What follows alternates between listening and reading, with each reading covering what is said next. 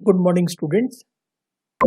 आज हम 11th quiz के क्वेश्चंस को समझेंगे और करेक्ट आंसर को जानने की कोशिश करेंगे।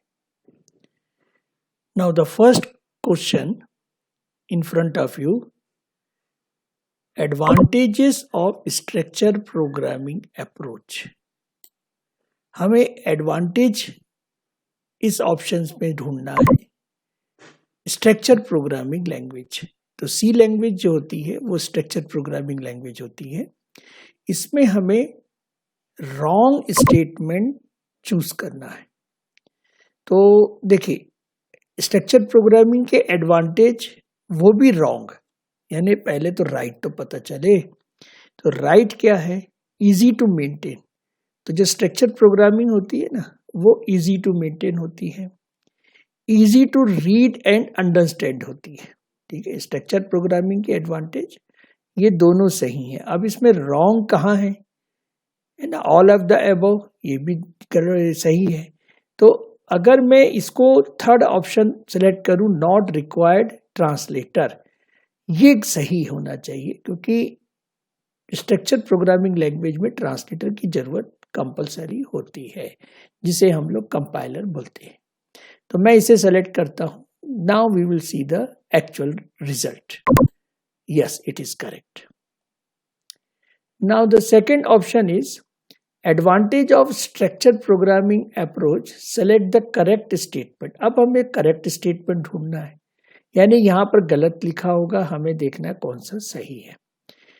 Now this structure programming approach development is easier. भाई इजी तो है, but as it is machine dependent, लेकिन ये मशीन डिपेंडेंट नहीं है। ठीक है ना? स्ट्रक्चर प्रोग्रामिंग जो भी हम बनाते हैं वो इंडिपेंडेंट टू मशीन होती है। Second option, mainly machine based instead of being problem based.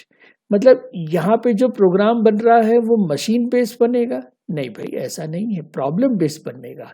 तो ये दोनों ही ये गलत है, पर ये मुझे करेक्ट निकालना है, तो ये रॉन्ग को मैं छोड़ सकता हूँ। अब इसमें जो है answer all of the above भी सही है, पर मुझे none of the above select करना पड़ेगा, क्योंकि इसमें कोई भी एक आंसर ऐसा नहीं है जो कि करेक्ट है। तो मैं इसे नन ऑफ द अबव करूंगा। ठीक है। Now disadvantage of structure programming approach, इसमें डिसएडवांटेज हमें ढूंढना है और उसके बाद वो भी सही होना चाहिए। तो देखिए, डिसएडवांटेज क्या हो सकता है इसमें? Since it is A machine dependent, पहली बात है कि मेरा जो स्ट्रक्चर प्रोग्रामिंग है वो मशीन डिपेंडेंट है ही नहीं, तो ये मेरा गलती हो गया। The program is independent upon changeable factor like a data type, इसमें मतलब कुछ तो सही है, लेकिन एक मुझे गलत है ना? द डिसएडवांटेज निकालना है। The program is independent upon a changeable factor like a भाई डेटा टाइप का इंडिपेंडेंट नहीं हो सकता, यानी मैंने इसमें इंटीजर का बनाया और मैं फ्लोट डाल दूं, नॉट पॉसिबल ना भाई, वो एरर आएगा। तो ये इंडिपेंडेंट टू डेटा टाइप नहीं है, तो ये भी सही नहीं है। ये भी मशीन डिपेंडेंट भी सही नहीं है और ये भी सही नहीं है। तो यहाँ पर भी मुझे नन ऑफ द अबव ही सेलेक्ट करना पड़ेगा। Now see the result. Yes, correct. Now documentation section is used in C program as, देखिए यहाँ पर डॉक्यूमेंटेशन जो है हम जो यूज करते हैं वो कैसे यूज करते हैं? इस तरीके से यूज करते हैं, ये सही लग रहा है। Now it is a developed at a Bell Lab by this, yes ठीक है। Mother language, system programming language, ठीक है।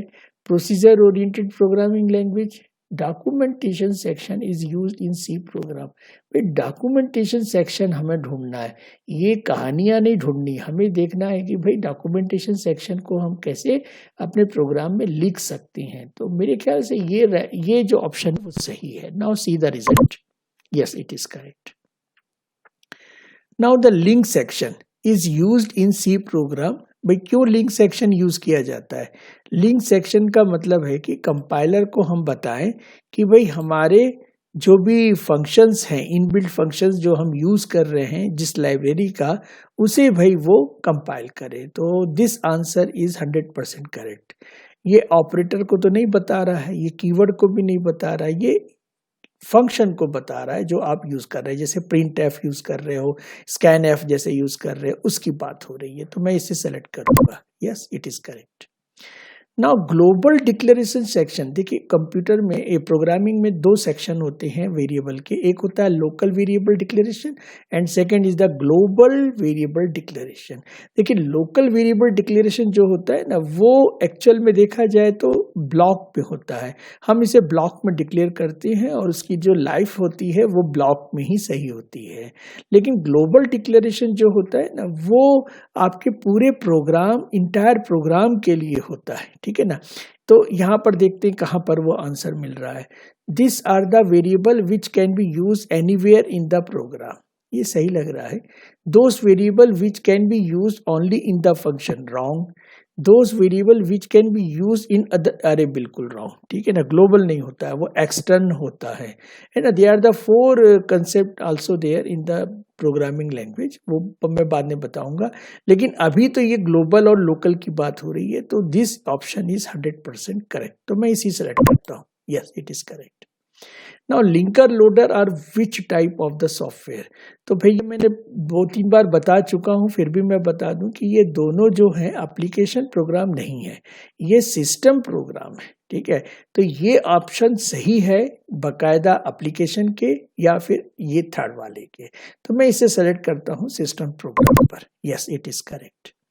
अब ध्यान से देखिए कि ये आपको एक में यहाँ पर सिंटेक्स प्रोग्राम दिया है कोडिंग, इसमें कुछ सिंटेक्स प्रॉब्लम है। तो ये क्या प्रॉब्लम है, जैसे यहाँ पर बोला है कि 2 नंबर का एडिशन करना है, इंटीजर लिया है, ABC लिया है, C is equal to A+B लिया है, फिर प्रिंट एफ लिया। भाई इसके अंदर क्या गलतियों का भंडार लग रहा है मेरे को, क्या है देखते हैं। तो देखिए इसके अंदर में जो गलतियां हैं ना, सारी की सारी, एक गलती तो ये है कि ये इतना बड़ा इंटीजर नहीं लगेगा भाई।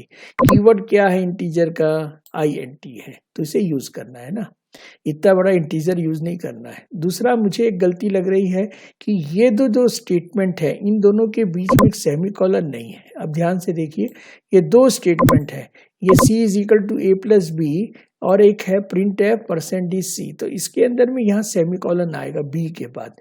तो इस टाइप की जो गलती हम करते हैं ना, तो ये कंपाइलर हमें सिंटेक्स एरर ही बोलता है। तो इसे मैं यहाँ पर क्लिक करूंगा। Now see it is correct. अब जो 9th मेरे पास में प्रॉब्लम है, ठीक है ना, तो इसमें ध्यान दीजिए कि ये लॉजिकल एरर है, ये पहले से मैं क्लिक हो गया था। तो यहाँ पर क्या आ रहा है, इन दिस कोडिंग, तो यहाँ पर देखिए इंट तो सही रखा हुआ है, फिर इसके बाद दिक्कत क्या आ रही है, एवरेज। भाई देखो एवरेज का जो इक्वेशन बना है ना, वो कुछ रॉन्ग दिख रहा है। क्या रॉन्ग है ये, एवरेज का मतलब है कि ABC पूरे का एवरेज करना है, ना कि C का। तो ये गलत टाइप का कंसेप्ट है। तो ये प्रोग्राम तो सही है लेकिन आंसर सही नहीं देगा, it is a logical error आ गया। तो ये लॉजिकल एरर के कारण ही इसमें यहाँ पर एरर आएगा। तो it is a correct, there is a logical error. अब लास्ट क्वेश्चन देखते हैं हम। लास्ट क्वेश्चन ये है हमारा है ना। तो लास्ट क्वेश्चन हम देखते हैं कि in this compilation process system library are what. तो सिस्टम जो लाइब्रेरीज होती हैं उनको हमें लिंकर और लोडर का कंसेप्ट होता है। तो इसे मुझे बोथ लिंकर एंड लोडर को सेलेक्ट करना पड़ेगा। जो सिस्टम लाइब्रेरी वो MS ऑफिस तो नहीं होंगी ना, गूगल एक्सप्लोरर का भी कंसेप्ट नहीं आएगा, ये लिंकर एंड लोडर का ही आएगा। तो मैं बोथ लिंकर एंड लोडर को ही सेलेक्ट करूंगा। तो I think it is a correct. तो let, yes it is correct. तो आज हमने देखे 10 इंपॉर्टेंट क्वेश्चन। जो पहला लास्ट हमारा था कंपाइलेशन प्रोसेस में सिस्टम लाइब्रेरी की बात थी। फिर हमारे पास में इन एवरेज ऑफ 3 नंबर ABC, इसमें बात हो रही थी, ठीक है। तो इसके लिए बात हो रही थी, it is a logical error हो रही थी। Now the in addition to this number, यहाँ पर क्या हमारे पास में रॉन्ग है वो हमें पूछना था। फिर इसके बाद लिंकर लोडर कौन से टाइप के प्रोग्राम है ये पूछा गया था। फिर declaration section, global declaration section की डिस्कशन किया। फिर इसके बाद लिंक सेक्शन के बारे में हमने कुछ डिस्कशन किया। फिर डॉक्यूमेंटेशन सेक्शन के बारे में हमने किया। मतलब कंप्लीट ये स्ट्रक्चर ऑफ C लैंग्वेज के ऊपर चल रहा है। तो यहाँ पे हमने third question advantage of structure programming पर समझा। फिर हमने एडवांटेज ऑफ स्ट्रक्चर प्रोग्रामिंग भी देखा। फिर हमने एडवांटेज ऑफ स्ट्रक्चर प्रोग्रामिंग में सेलेक्ट रॉन्ग स्टेटमेंट निकालने के लिए देखा। तो let this are the very useful 10 questions. तो आप एक एक करिए, सही सब चीज को पढ़िए और समझिए, और हर क्वेश्चन के ऊपर, हर आंसर के ऊपर थोड़ा देर आप सोचिए कि ये सही है कि गलत है, कैसे रिलेट हो रहा है।